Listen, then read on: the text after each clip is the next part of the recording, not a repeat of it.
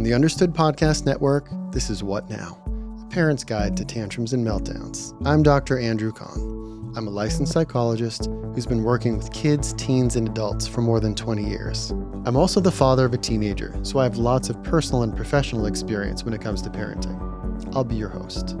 In the previous episode, I explained how to identify your child's triggers, but it's also really important to think about your own triggers as a parent. I'm going to teach you how and why to do this. Okay, let's begin.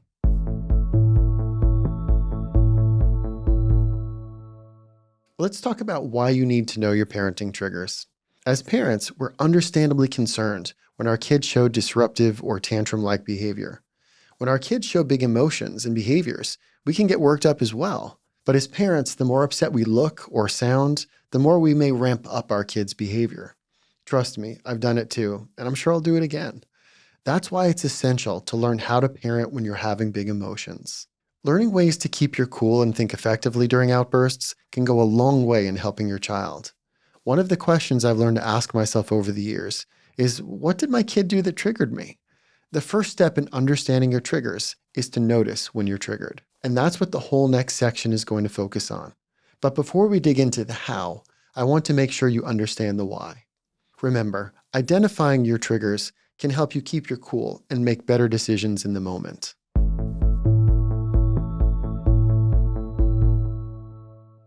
Let's talk about how to learn your parenting triggers. A few episodes ago, I talked about how the most important thing you can do to calm your child's behavior is for you to project calm, which means looking calm even when you're not feeling calm. Back in episode 2, I also talked about the importance of checking in with yourself. To ask yourself, am I feeling stressed? Am I thinking clearly right now? We're going to dive deeper into how to check in with yourself to help you notice when you've been triggered. Here's some common signs that you're triggered. Increased heart rate, tight muscles, raising your voice or talking more quickly, feeling the heat rising in your face or your body. And last but not least, struggling to consider options and make decisions in the moment. Now, let's talk about common ways kids trigger their parents. When kids show disrespect or bring on those how dare you moments. When kids refuse to do what you ask them to do. When your child negotiates and tries to get around the things you're requesting. When your kids blame you and make you responsible for their behavior. When your kids ignore you. And lastly, sensory overload. When your child is too loud, screechy, and they overwhelm your brain and senses. Let's shift gears for a minute and take a look at our own actions and how we as parents can make things worse. As I've gotten more aware of how my emotions affect my parenting, now I ask myself, was there something I did to make the situation worse? So a very common example here is raising your voice. If things are getting heated to the point where parents start yelling, a common reaction is for kids to yell even louder or to do something else to escalate the situation. Another common way parents make things worse is by making assumptions and operating on autopilot rather than taking a step back and trying to understand what might be new or different in this particular situation. Recently, my daughter came home from school and let me know she had missed a key paperwork deadline after receiving frequent reminders to drop off her forms. The forms were literally in her bag every day for weeks. This pattern of ignoring our advice was a major frustration trigger for me as a parent. My brain was instantly cast into the here we go again mode, and I launched into a long and rambling lecture on responsibility. My wife arrived home towards the end of this lecture, probably about 15 minutes in, and was the non-triggered parent. She was able to think and problem solve more effectively than I was. My triggered parent brain was ineffective in this situation, and I desperately needed to use some calming strategies to bring myself back into functioning. Improving my own awareness of my triggers and the skills to manage them, this remains a daily challenge in my life, and I'm guessing in yours as well. What to do after you identify what triggers you? Now that you know what your trigger is, this is an important opportunity to change your behavior.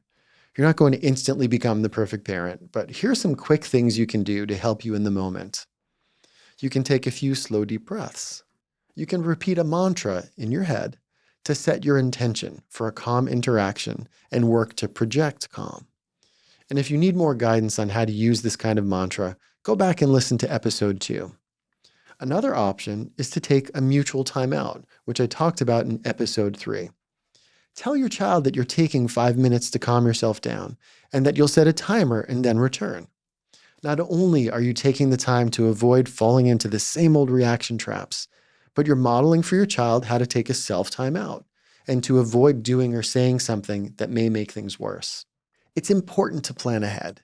If you're aware that you're entering into a situation that has previously triggered you, doing some breathing and self-calming techniques in advance can help you feel and be more effective. Remember, the purpose of identifying your triggers is to help you think and make better decisions in the moment.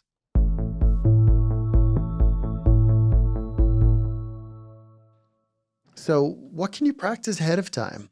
Before we go, let's talk about how to put this learning into your life.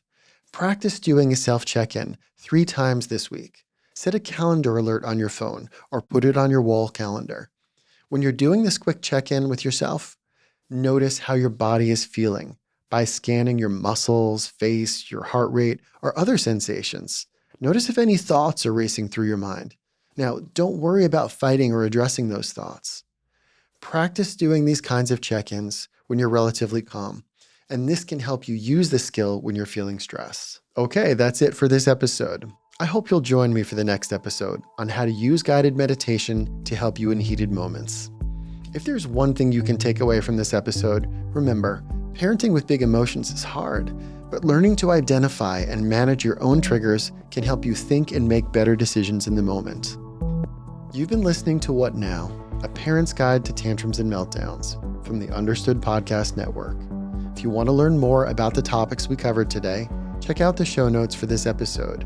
We include more resources, as well as links to anything we've mentioned in this episode. Understood is a nonprofit organization dedicated to helping people who learn and think differently discover their potential and thrive. Learn more at understood.org/mission.